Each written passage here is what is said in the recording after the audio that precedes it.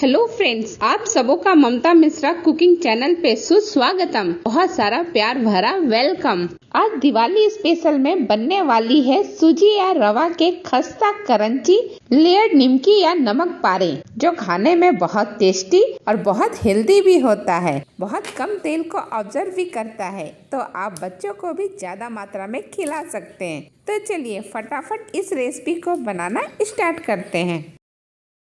नमक पारे हम सूजी से बनाने वाले हैं, तो इसके लिए इस कप से माप करके 1 कप मैंने सूजी लिया है। सूजी अगर थोड़ी मोटी हो आपकी तो एक बार ग्राइंड करके इसे बारीक कर लीजिएगा। मेरी तो बारीक वाली ही सूजी है। चलिए इसमें कुछ फ्लेवरफुल चीजें मिलाते हैं। तो मैंने लिया है आधा चम्मच के करीब जीरा और आधा चम्मच के करीब मैंने अजवाइन लिया है। हाथों में अच्छी तरह से रगड़ करके डालिएगा। अब मैं इसमें ऐड करने वाली हूँ कस्तूरी मेथी, जिसे मैंने ड्राई रोस्ट कर करके अच्छी तरह से हाथों से मसल करके पाउडर बना लिया। इसे भी आधा टेबल स्पून के करीब डाला है। स्वाद के अनुसार नमक डाल दीजिए। मैंने 1/4 चम्मच नमक डाला है। 2 चम्मच इसमें देसी घी डाल दीजिएगा। एकदम से पिघला हुआ घी डालिएगा और अब अच्छी तरह से मिक्स कर लीजिए सारी चीजों को। जैसे हम मोयन देते हैं ना, बिल्कुल ठीक उसी तरह से।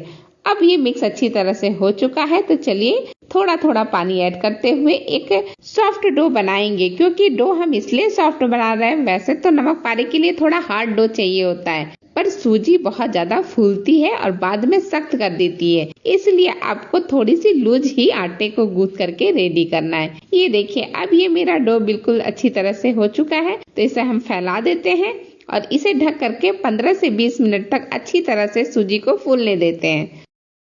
डो को बनाए हुए 15 से 20 मिनट का टाइम हो चुका है, तो चलिए डो को चेक कर लेते हैं। तो हल्का सा जब मैं हाथों से मसल रही हूँ, उसी से पता चल रहा है कि ये पहले से काफी हद तक अच्छा टाइट हो चुका है। अब इसमें हम ऐड करेंगे 2 चम्मच गेहूं का आटा।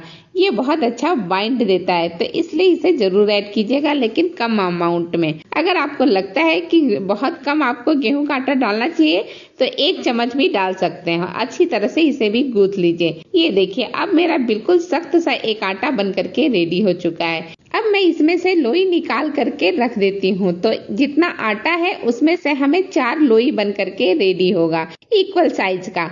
अब एक लोई ले लीजिए और बाकी को ढक करके वैसे ही साइड में रख दीजिए। और जो लोई हमने पहले निकाला है, उसका एक स्मूथ सा पेड़ा बना करके रेडी कर लीजिए। मैं इसको चॉपिंग बोर्ड पे ही अच्छी तरह से मसलते हुए एक पेड़ा बना करके रेडी कर ली हूँ। आप किसी चकले पे भी सेम यही काम कर सकते हैं। तेल वेल लगाने की कोई जरूरत नहीं है, बस इसे बेलना मैं शुरू कर दे रही हूँ। बहुत ही स्मूथली और बहुत अच्छी तरह से बेल करके रेडी हो जाता है।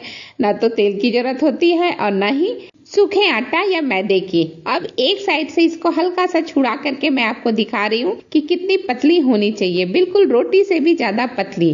अब हम घी ले लेते हैं और घी हम हल्का हल्का इसके चारों तरफ चम्मच से डाल देते हैं।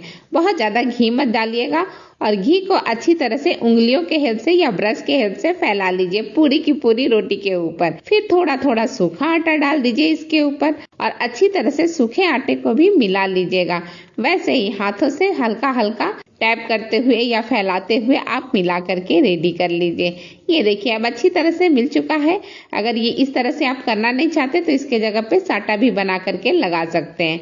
अब मैं इसे फोल्ड कर दे रही हूँ, बिल्कुल वैसे ही जैसे हम हमेशा फोल्ड करते हैं नमकीन बनाने के लिए। तो 4 फोल्ड में मैंने इसे फोल्ड कर दिया है। इस तरह से लेयर नमकीन बन करके रेडी होगा। लेकिन अभी भी ये थोड़ा सा मोटा लग रहा है मुझे, तो हल्का सा बेलन चला लीजिए, या तो लंबाई में या फिर चौड़ाई में, जैसे भी आपको ठीक लगे। आपको लगे कि ज्यादा मोटा जिस साइड पे है उस साइड पे आप थोड़ा सा बेलन चला लीजिए। ये देखिए, अब ये बेल करके बिल्कुल रेडी हो चुका है। तो अब मैं इसमें पिज्जा कटर से या चाकू से कट्स लगाऊंगी। तो बहुत दूर पे मत लगाइएगा, बस 1 उंगली बराबर जितनी होनी चाहिए उतने ही दूरी पे आप कट लगाना शुरू कर दीजिए। ये देखिए, बातों बातों में ही सारे कट्स लग करके रेडी हो चुके हैं। तो अब मैं इसको सेपरेट कर लेती हूँ। जो लास्ट का हिस्सा है वो हटा देती हूँ और इसे सेपरेट करके देखिए, पास से मैं आपको दिखाती हूँ कितने बढ़िया और कितने परफेक्ट बने हैं। जैसा लग रहा है जैसे मैदे के ही निमकी या नमक पारे बने हैं। इसे मैं एक ट्रे में स्टोर करते जा रही हूँ, ज्यादा चिपक भी नहीं रहा है। बहुत अच्छी तरह से मैंने बाकी सबका भी बना करके रेडी कर लिया है। ये देखिए पास से इसका लुक और टेक्सचर। चलिए अब तल लेते हैं। तो तलने के लिए मैंने अच्छे अमाउंट में तेल पहले से ही गर्म कर रखा है। सूजी बहुत आंच बर्दाश्त करती है, इसलिए स्टार्टिंग में फ्लेम को हाई रखिएगा और थोड़ा थोड़ा करके आप डालते जाइएगा।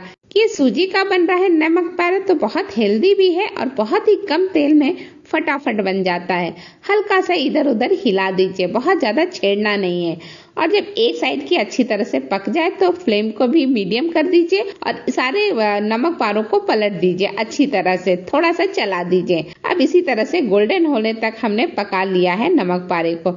ये देखिए कितना परफेक्ट और कितना सुंदर कलर आया है। तो नमक पारा एक बैच हमारा बन करके रेडी हो चुका है।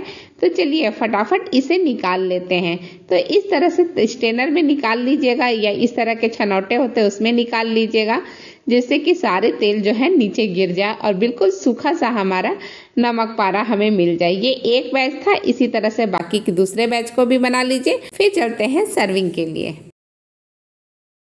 ये लीजिए सर्विंग प्लेट में पहला बैच नमक पारे का सर्व किया है और ये दूसरा बैच है। सर्विंग प्लेट में रखते वक्त जो साउंड सुनाई दे रहा है उसी से पता चलता है कि कितना कलर और टेक्सचर हुआ है। बिल्कुल मैदे का या गेहूं के आटे से बने हुए नमक पारा जैसा लग रहा है। अब इसके लेयर को देखिए, कितनी बढ़िया तरीके से लेयर भी दिख रही है। अब एक तोड़ करके इसके साउंड को सुनाती हूँ।